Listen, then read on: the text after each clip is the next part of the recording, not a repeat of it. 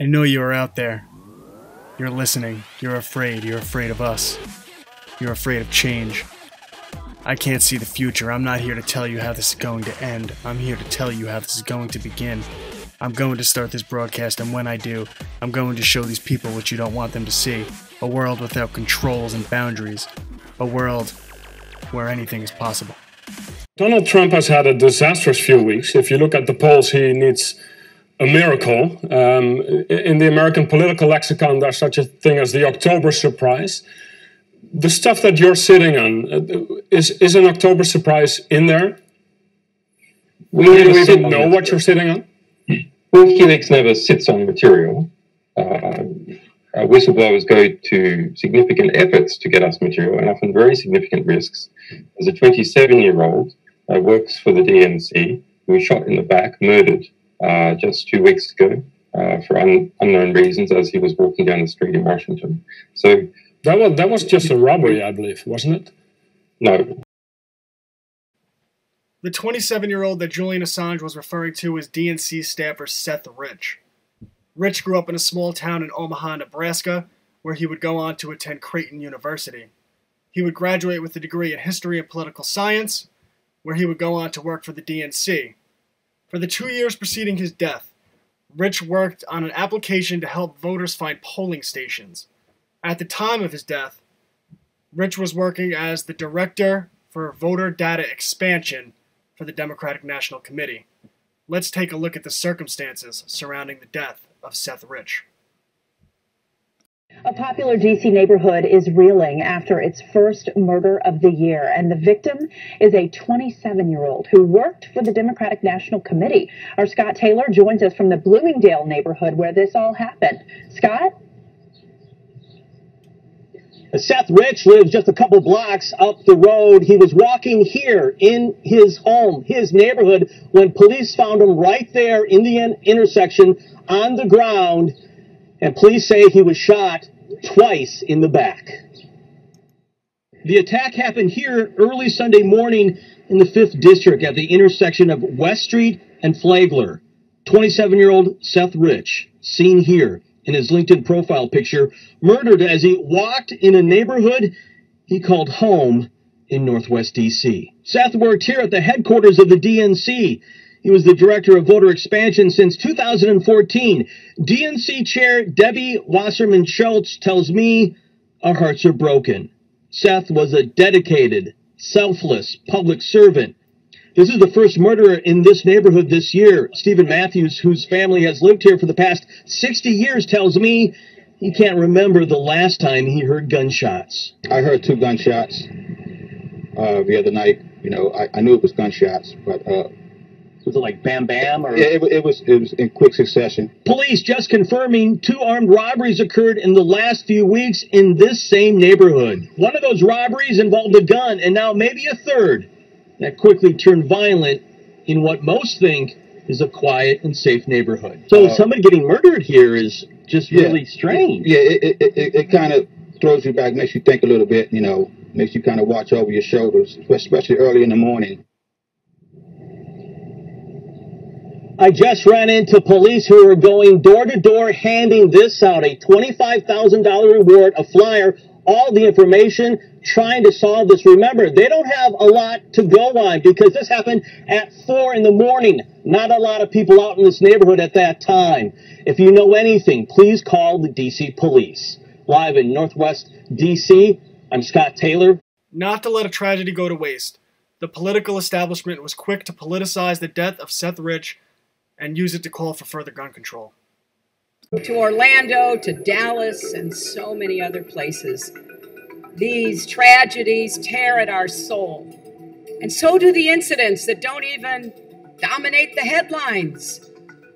Just this past Sunday, a young man, Seth Rich, who worked for the Democratic National Committee to expand voting rights, was shot and killed in his neighborhood in Washington. He was just 27 years old. Surely we can agree that weapons of war have no place on the streets of America. According to the official police version of events, on the morning of July 10th, 2016, around 4 a.m., Seth Rich was on the phone with his girlfriend and was unable to get cell phone reception. In order to speak with her, Rich stepped outside, where he was approached by two men in an attempted armed robbery. A scuffle ensued, and Rich was shot 2 times in succession in the back. When police arrived, Rich was reportedly still alive, found with his wallet, his money, and his watch still on his person.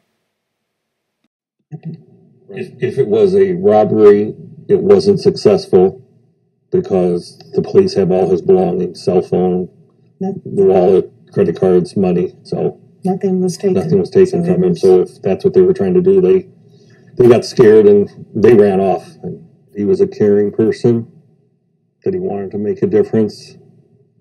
And unfortunately, those visions, those ideas are going to have to be unfulfilled. That he's not able in the communities or the whatever things he was working on. His biggest thing now was helping make sure that people, who wanted to vote, that they could find the polling places, they could vote, so that everybody can do what they want, and that we can have a better nation.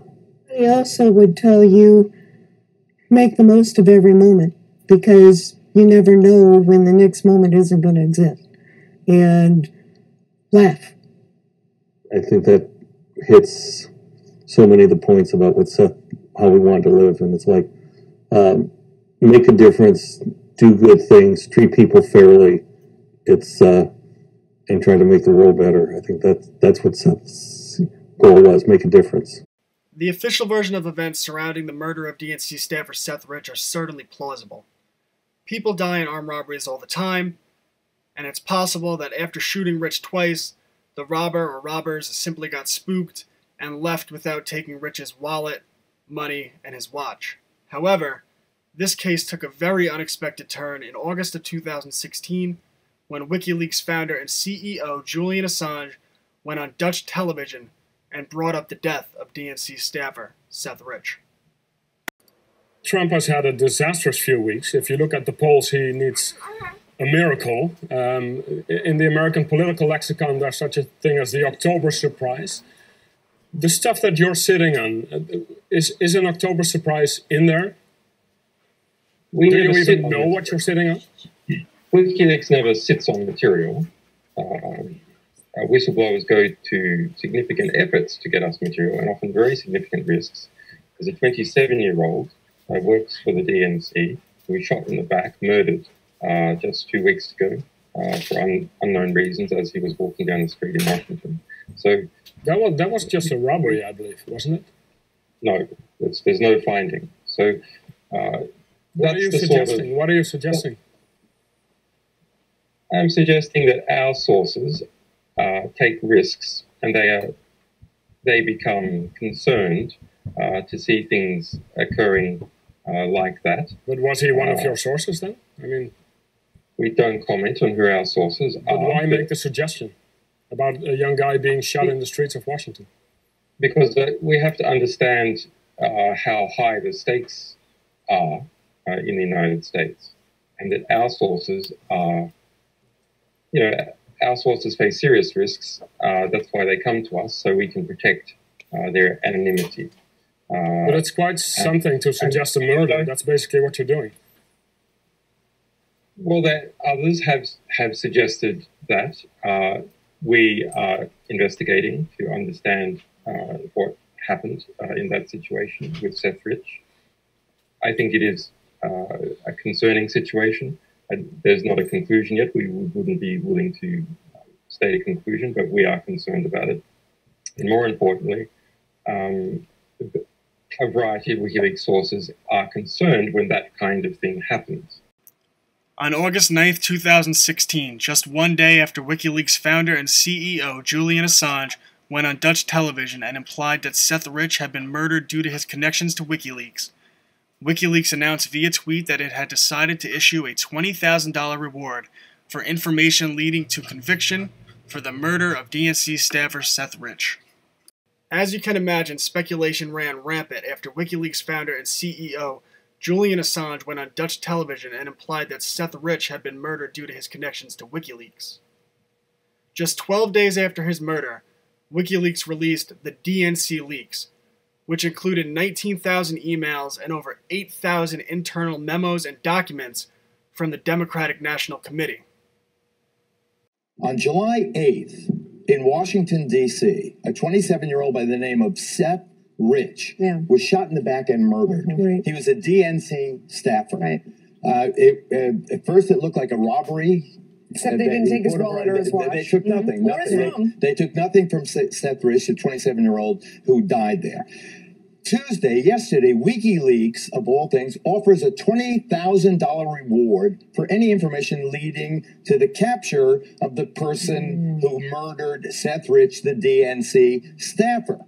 Now, why is this so fascinating? WikiLeaks putting up the reward, $20,000 to find out who killed the kid who worked at DNC, says we treat threats toward any suspected WikiLeaks sources with extreme gravity. So is this kid the WikiLeaks source? Julian Assange went on Dutch TV yesterday, and he said, I'm quoting Julian Assange, whistleblowers go to significant efforts to get us material and often very significant risks. As a 27-year-old works for the DNC was shot in the back, murdered just a few weeks ago for unknown reasons as he was walking down the street in Washington. Reporter asked Assange. That was just a robbery, I believe, wasn't it? Assange answers, no. There's no finding. So I'm suggesting that our sources take risks. So, I mean, I don't believe in the conspiracy theories. I think that the 99.9% of them are bunk. But the kid's killed, shot in the back, apparent robbery, nothing taken. Was he the WikiLeaks source? Not him, not the Russians. I mean, why I stagger is I wonder why this isn't the lead in the news. You know, the 27-year-old, who murdered Seth Rich? It appears that Julian Assange implied that Seth Rich was murdered for being the source of the DNC leaks. The DNC leaks led to major fallout as they showed the Democratic National Committee favored Hillary Clinton over Bernie Sanders during the 2016 presidential primary. From Philadelphia tonight, where the Democratic National Convention hasn't even started, and we already have our first major controversy. The chair of the DNC, Congresswoman Debbie Wasserman Schultz, has announced her resignation. It comes after those leaked DNC emails. Bernie Sanders supporters say the emails prove the party favored Hillary Clinton all along. On the eve of the Democratic Convention, tonight a bombshell. Party chairwoman Debbie Wasserman Schultz resigning after WikiLeaks released thousands of internal Democratic National Committee emails suggesting the party favored Clinton over Bernie Sanders. An 11th hour effort to blunt the controversy hanging over Clinton's convention. And upstaging the announcement of her running mate, Virginia Senator Tim Kaine. DNC leaks revealed that members of the DNC conspired to build a narrative that the Bernie Sanders campaign never had their act together and was a complete mess from the start. Among the ways in which they planned to do this, they attempted to use Sanders' religious beliefs against him. In one email, a top DNC staffer wonders about Sanders. Does he believe in a God? He has skated on saying he has a Jewish heritage. I think I read he is an atheist. This could make several points difference. All of this turmoil occurred in the backdrop of a December 18, 2015 lawsuit that the Sanders campaign had filed against the Democratic National Committee. The Sanders campaign was outraged that they were denied access to the Democratic National Committee voter database. The Sanders campaign says that party leaders are trying to undermine his run for the White House, and in a 12-page document, they laid out its case. Earlier this week, party officials say there was a database breach in a system which holds records about potential voters. During that breach, the DNC says staffers from the Sanders campaign inappropriately accessed information from Hillary Clinton's data. The Sanders campaign fired its top data staffer, but in response to the breach, the party suspended Sanders' campaign from the database. The lawsuit says without access to that database, the campaign will lose about $600,000 in donations a day. It blames the party for the situation, saying it is the DNC and not the campaign that is in breach of those contractual duties. The campaign should not be punished for the carelessness of the DNC and its third-party vendor. Individual leaders of the DNC can support Hillary Clinton in any way they want, but they are not going to sabotage our campaign, one of the strongest grassroots campaigns in modern history. The DNC has not sent out a specific response to the lawsuit, but Chair Debbie Wasserman Schultz said earlier today they need to know whether the Sanders campaign used any of Clinton's data. She says when we receive this report from the Sanders campaign, we will make a determination on re-enabling the campaign's access to the system. After the fallout of the DNC leaks, the Democratic National Committee denied the FBI access to the DNC's computer servers.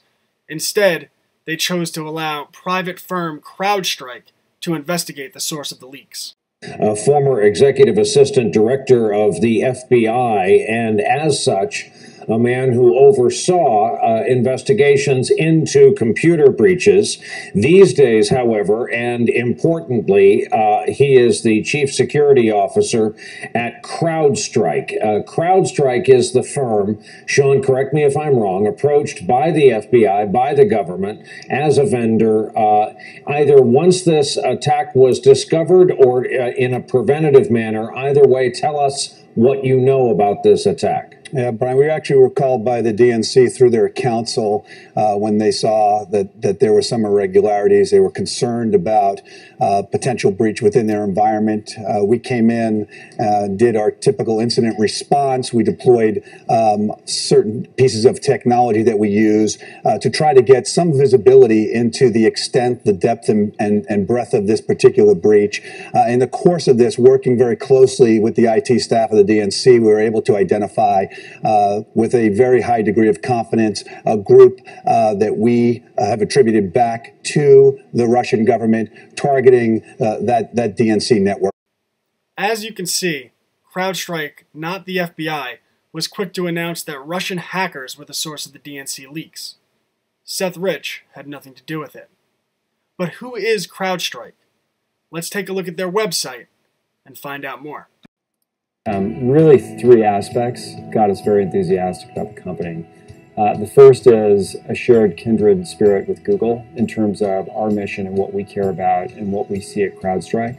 I think secondly, we see a very compelling combination of services, product, and platform that's quite unusual in the security space and is really differentiated relative to most other companies. I think lastly, we see an excellent management team that we think has the capability to really carry this company to its ultimate multi-billion-dollar outcome. According to CrowdStrike's website, CrowdStrike is proud to have received major funding from some of the world's most prestigious technological providers and investment firms. See why Google Capital led $100 million investment in CrowdStrike.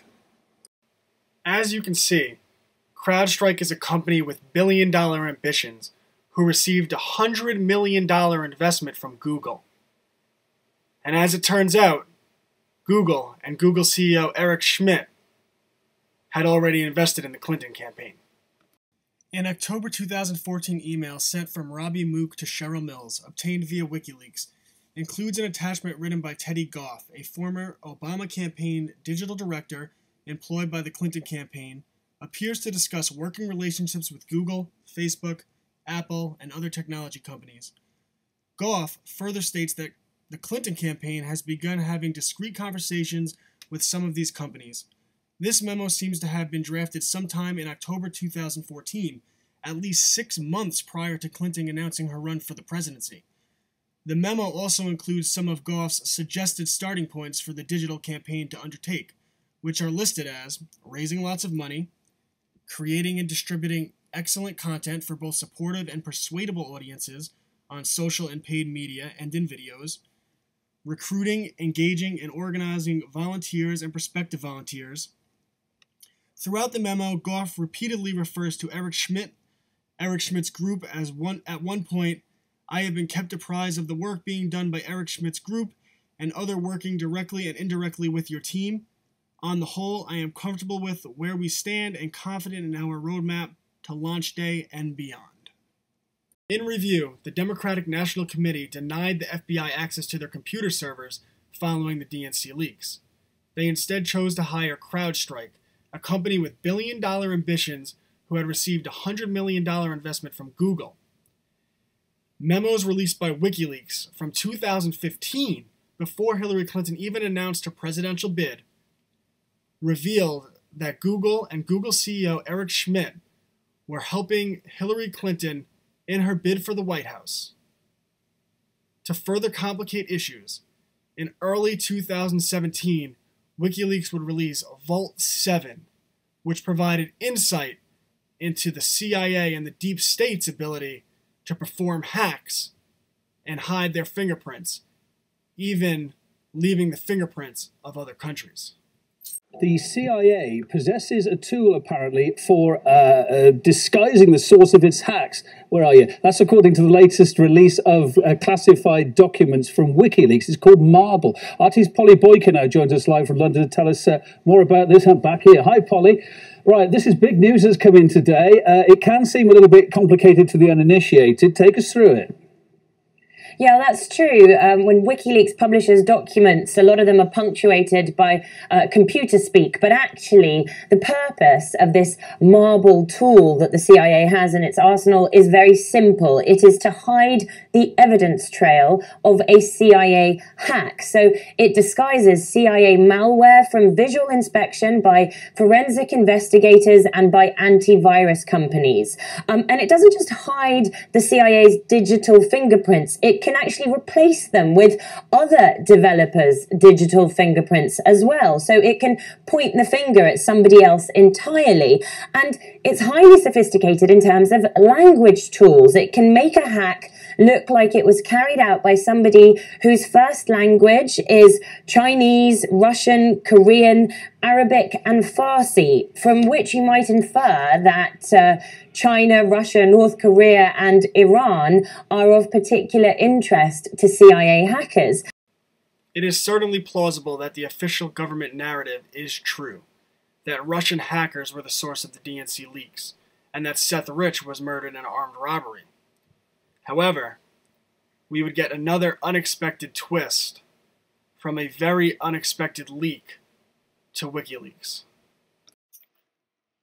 On April 8th, 2017, 8 months after Julian Assange inquired into the death of Seth Rich, WikiLeaks tweeted a link to a conversation between alleged Russian spy Guccifer 2.0 and actress Robin Young. Well, a bizarre new twist in the murder mystery of DNC staffer Seth Rich. Could a former Playboy model be the key to cracking this case? 1980s centerfold Robin Young releasing a Twitter conversation that she claims she had with Guccifer 2.0, the hacker who exposed Hillary Clinton's private email server. In the exchange, published by WikiLeaks, Guccifer identifies Rich as the source of the DNC email leaks last summer. According to IMDb, Robin Young is an actress known for For Your Eyes Only, 1981, Night Shift, 1982, and The Best Little Whorehouse in Texas, 1982. She's also been featured in Playboy magazine. According to these leaked direct messages, Robin Young, a Playboy model from the 1980s, had engaged in a relationship with alleged Russian hacker Guccifer 2.0. Robin Young proclaims Guccifer's innocence and released her private direct messages with him to WikiLeaks in order to prove it. I'd like to find a journalist who can do an investigation and tell the real story of his life and death. True love can never be bought. Who is this person? His name is Seth. He was my whistleblower. I suppose you know who I'm talking about. The full 15 pages of direct messages between Robin Young and Guccifer 2.0 can be found at robinyoung.info. I will also include the link below. She can also be followed on her Twitter, Robin Young, and she has been kicking and screaming to anyone willing to listen about her relationship with Guccifer 2.0, what Guccifer told her about Seth Rich, and how it relates to really the whole geopolitical world in 2016 and 2017. In summary, Seth Rich was murdered in June of 2016. Just days before the DNC leaks. The DNC leaks recorded massive fallout, and DNC Chair Debbie Wasserman Schultz would be forced to resign as the chair of the DNC on the eve of the Democratic National Convention. WikiLeaks founder and CEO Julian Assange would go on television and imply that Seth Rich was murdered for being the DNC leak source. The DNC, in response, hired CrowdStrike, not the FBI, to investigate the source of the leaks. CrowdStrike was quick to proclaim that Russian hackers were the source of the DNC leaks, not Seth Rich. Looking into CrowdStrike, they have billion-dollar ambitions and received a $100 million investment from Google. A WikiLeaks release from 2015 showed that Google was in the tank for Hillary Clinton during her 2016 presidential run. To further complicate issues, Robin Young, a Playboy model from the 80s, apparently engaged in a relationship with alleged Russian hacker Guccifer 2.0. Because of their intimacy, she released their private DMs to WikiLeaks founder Julian Assange to prove that Guccifer was innocent. In those DMs, Guccifer 2.0 tells her that Seth Rich was the source of the DNC leaks. Now, all of this is circumstantial. It doesn't mean Seth Rich was the source of the DNC leaks. It doesn't mean that someone in the DNC or Hillary Clinton had him murdered. But what it does mean is that a real investigation needs to look into Seth Rich, his connection to WikiLeaks, and his connection to the DNC leaks. Because if Seth Rich was the source of the DNC leaks, it destroys the entire Russian hacking narrative, which has been the main political narrative in America in 2016 and 2017. Where is Jeff Sessions? Where is the Department of Justice looking into the death that could be so significant? We can't just write this off as a robbery.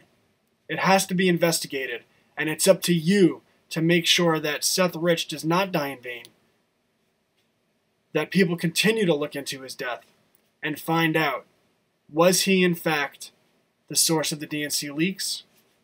And was he in fact murdered by a group of very powerful people? Did you like this video? Did you find it insightful? I hope that you did. And I plan on making many more videos just like this. But the truth is, there are a lot of powerful people out there, and it's a scary world, and I need funding to run this operation. I'd like to get a bigger studio, I'd like to hire more people, and I'd like to do my best to interact with our followers and to help you understand the world. Go to FFRnews.com. Check out our resources. Watch the videos we post. Click on the links that we post to articles. Go to the bottom of the page. Click on Donate. Every dollar helps us fight the war, fight the good fight for America, because we love this country. And I'm going to keep fighting for it, but I need your support. Thank you, and share this video.